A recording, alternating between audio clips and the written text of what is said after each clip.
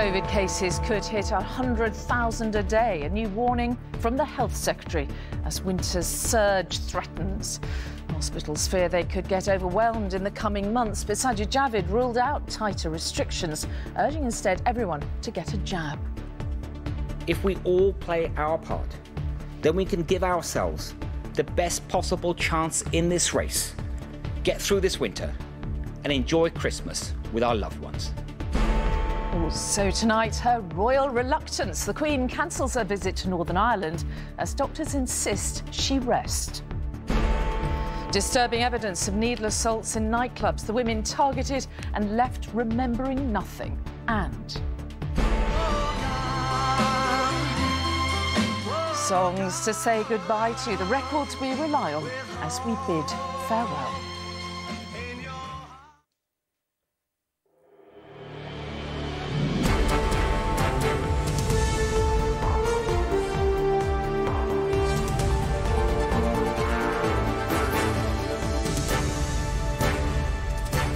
This is the ITV Evening News. Good evening. The Health Secretary tonight warned that coronavirus cases could reach a record 100,000 a day. As winter approaches, he said Britain must brace for the greatest threat to the country's COVID recovery. But he held off triggering the government's Plan B, which would see measures like face masks reintroduced across England. That despite calls from NHS bosses who claim that ministers risk stumbling into a winter crisis. Is our health editor, Emily Morgan. The Royal Preston Hospital under pressure again from COVID. In the last 3 days, the number of patients here with the virus has almost doubled to 60, and despite the vaccine, no one here is safe. How are you doing? Not so bad now. You all right? Yeah. Susan has a lung condition and shielded for 12 months. She's fully vaccinated, but got so ill, thought she would die. For my children, well, I sent them all a message at 4:30 in the morning telling them that we had to say goodbye because I was going to be put into an induced coma and ventilated, and my odds wouldn't have been good. That must have been horrific. Yes, it's the hardest thing I've ever had to do in my life. Her consultants convinced the vaccine saved her, and the ward is full of similar stories. What the next few weeks will bring is on everyone's mind.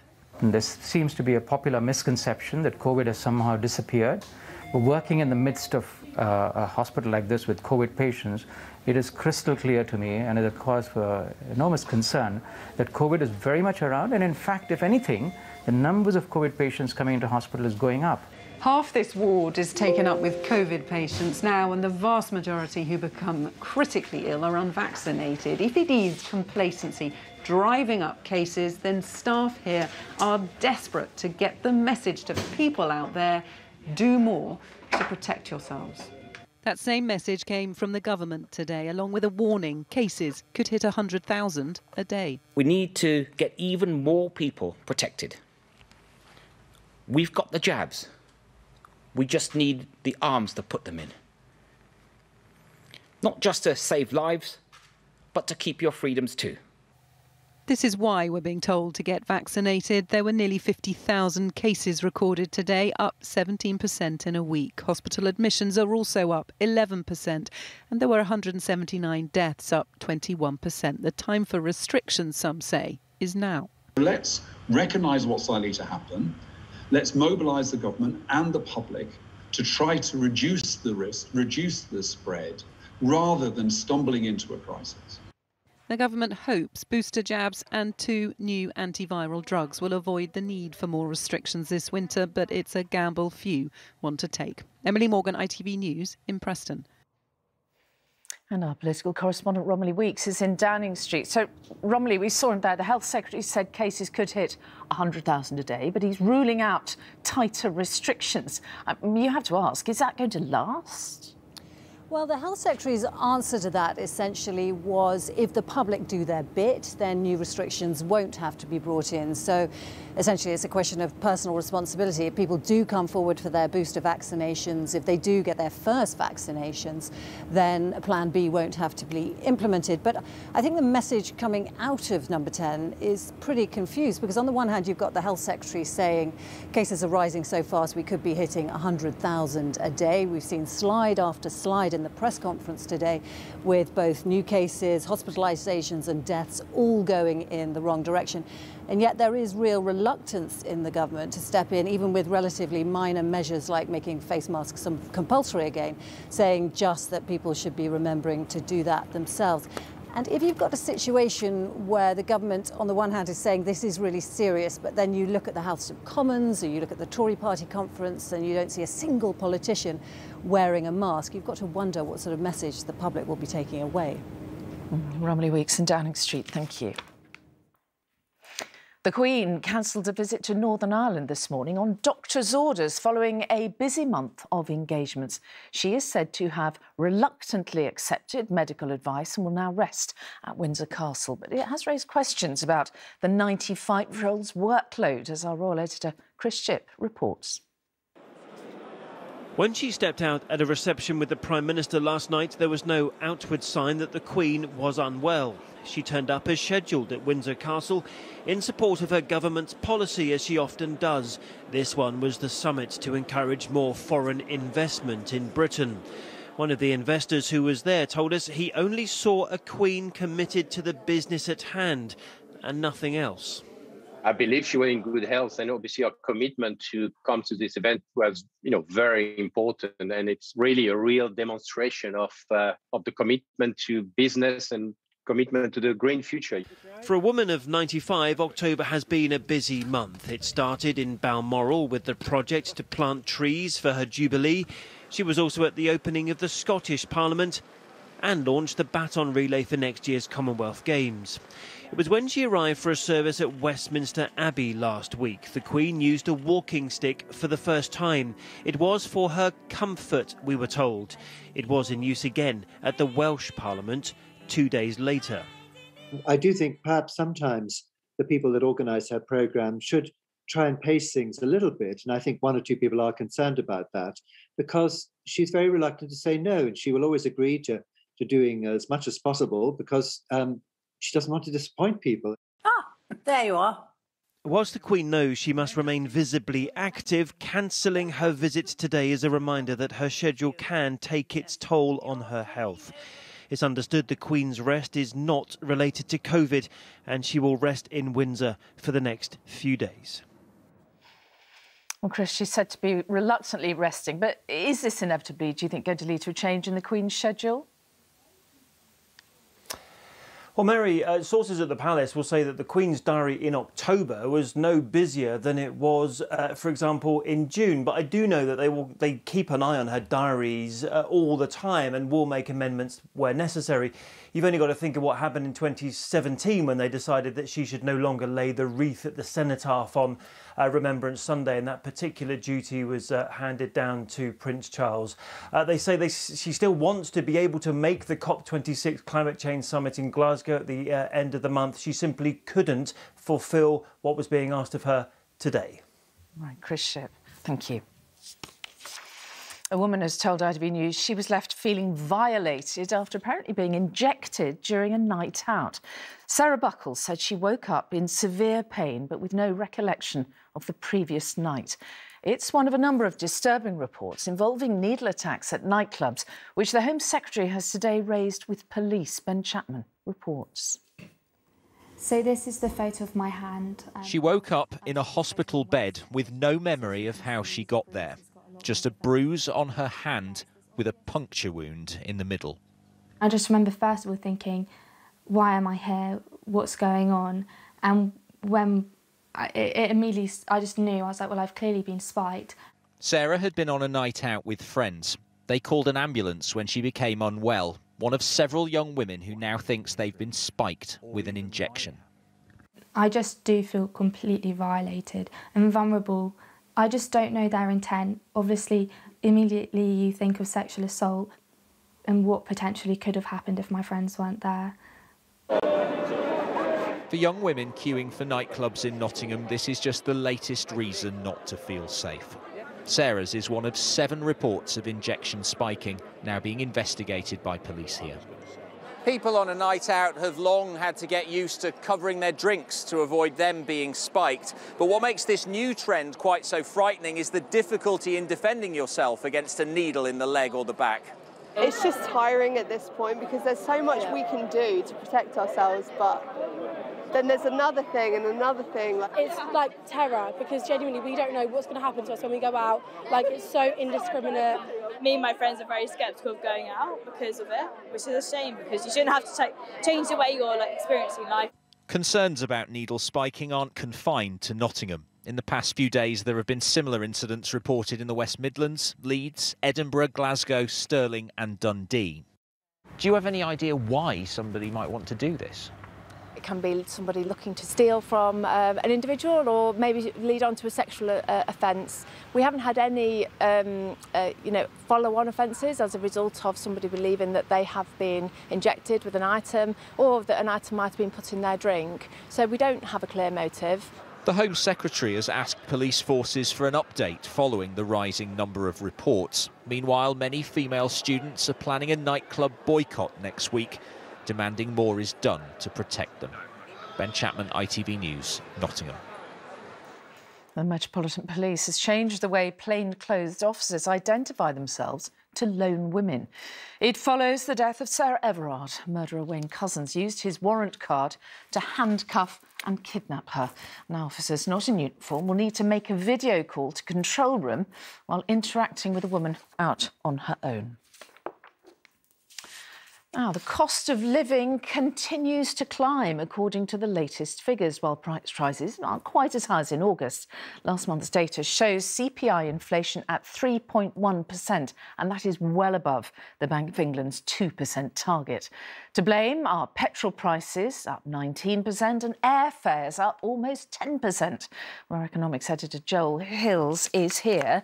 The figures sound quite worrying. Should we be concerned? Well, the hope, Mary, is this painful period of high inflation will be short-lived. The concern is it's looking persistent in places. Some businesses report being hit by rising prices from all sides. Hotels, pubs, restaurants, bars say their costs today up to 15% higher than they were a year ago. Food, energy, staff, all more expensive, and those costs will be passed on to customers. It's potentially devastating for businesses in the sector, the level of cost price inflation that we are seeing. It's not unusual to see cost prices coming through, but to have it hitting in every single line of the business simultaneously, it is a toxic cocktail of costs that is unsustainable longer term.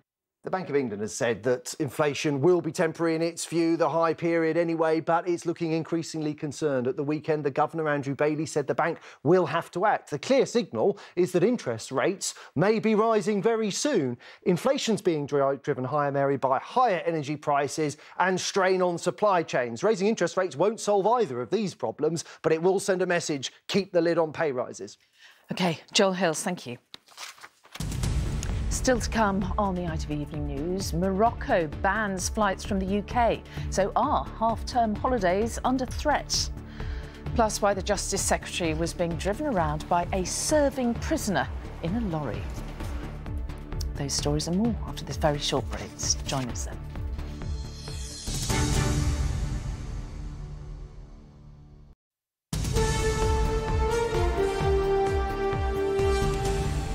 Hello again, welcome back. Now, earlier in the programme, we saw how coronavirus is, once again, beginning to put real pressure on parts of the NHS. But on the continent, there is a very different story. Portugal, for instance, has much lower infection rates than the UK. Rules on masks are still being enforced there, and vaccination rates are significantly higher too, as our Europe editor, James Mates, explains. The vaccine booster campaign in Portugal is in full swing. Almost all in this Lisbon centre are over 80, because pretty much everyone else from the age of 12 upwards has already been double jabbed. More than 85% of the Portuguese population are fully vaxxed, way ahead of the UK's 67%. France, Spain, Italy too have all raced ahead of Britain and have infection rates 10 times lower. Here we found teenagers Maria and her brother Artur just arrived in Portugal getting their first dose. Their classmates all had theirs before schools went back.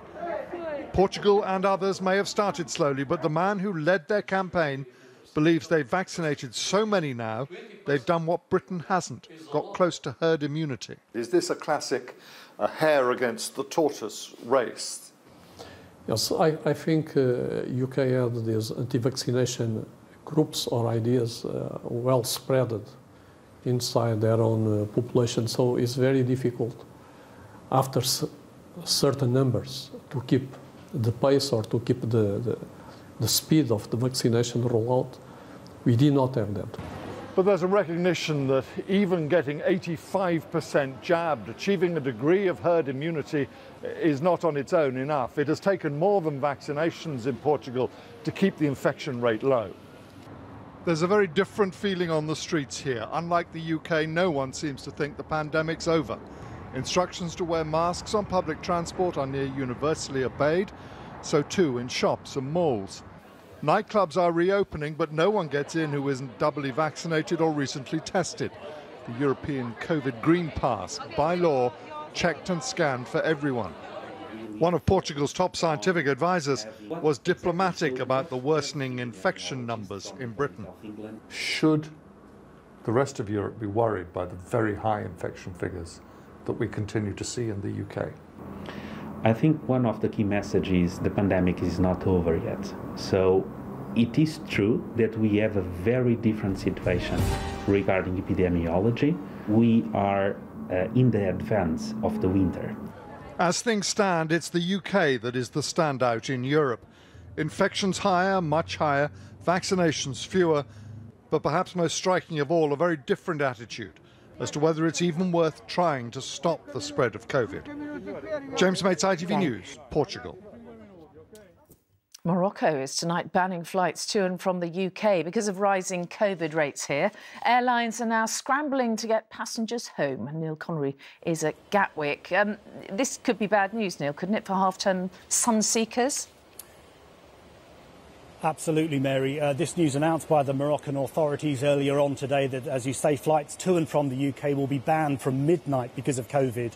Infection rates there running at about 10 per 100,000. Here in the UK, that figure is about 445 per 100,000. Now, I understand talks are still ongoing to see whether repatriation flights can continue after that midnight deadline tonight. But clearly, as you say, the greatest impact of all of this is going to be on families in the UK who are planning to go to Morocco for half-term breaks starting this weekend. Now, those plans are effectively in ruins. The UK government, for its part, has updated its travel plan, saying that it's travel advice to say that it is possible to travel via a third country to Morocco as long as you get all the tests done. But the reality of all of that in terms of costs and availability at short notice make this very difficult. This is not the news that affected holidaymakers or the travel industry wanted to hear tonight. OK, Neil Connery, thank you. 21 people have survived a plane crash in Texas, which left the aircraft almost completely destroyed. The flight crashed after failing to take off in Houston, then caught fire, but all on board were able to escape.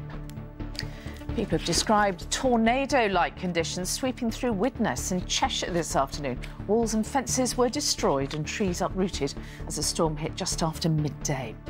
And Steve Bruce has left his position as Newcastle United head coach by mutual consent. His departure comes 13 days after the club's takeover by a Saudi-led consortium. Now, prisoners could be part of the solution to the recent lorry driver shortage, according to the Justice Secretary. A radical plan was unveiled today where serving inmates will be recruited to drive trucks. It's seen as offering offenders a second chance, but there are doubts over just how much it'll actually help. Here's our consumer editor, Chris Choi. Government's Justice Secretary, driven by a prisoner. Dominic Raab today highlighting a scheme where convicts are helping with the HGV crisis. Behind the wheel was Dean. He's on day release from jail working in haulage. His offence was importing drugs involving a lorry. I need to be able to get on with my life. I've wronged, now let me be right. You know, I do understand people's concerns with it, but at some point the punishment needs to stop. You can't just lock people up forever and then punish them forever. I'm earning money, I pay tax, a percentage of my money goes back into the Victim Support Fund as well. Around 2,200 serving prisoners are currently doing paid work on day release in England and Wales. More than 400 employees are involved across a wide range of sectors, including a string of big names, and now government wants more. What do you say to the victims of crime who may feel that this is making it seem like prison comes with benefits that crime pays? It's about being a bit more self-reliant ourselves as a country, and actually self-reliance is something that we want to instill in offenders. So it's good for our economy, it's also good for our society. With promos like these, companies are battling to recruit drivers. Government says prisoners could help firms like this in future, and that candidates are carefully vetted. But experts question how significant the impact would be. We need something like 100,000 HGV drivers. Before the pandemic, we were saying we needed 50,000 nurses to fill vacancies. There's not enough prisoners to fill some of these job vacancies that are out there now. Tomorrow, government will urge more businesses with staffing shortfalls to come forward. They concede this will only make a small impact on the HGV crisis, but insist it can make a big difference to the prisoners involved. Chris Choi, ITV News. British baking royalty Mary Berry has been made a Dame Commander. The TV chef received her award from Prince Charles at Windsor Castle for a culinary career that spanned 5 decades, as well as her services to broadcasting and charity. And finally tonight, from cradle to grave, there are some songs that stay with us, don't they? Even beyond our dying day. For years, Frank Sinatra's My Way was the most popular choice for funerals, but the latest listings reveal another classic has taken the title. Martha Fairley reports. Last year, when COVID forced families to stay apart, it was this classic song that became an anthem of hope at funerals across the country. Walk on. Captain Sir Tom Moore, who inspired the nation with his fundraising, collaborated on his own #1 version of You'll Never Walk Alone. In February, while the country was in lockdown, it was among the music played at his funeral.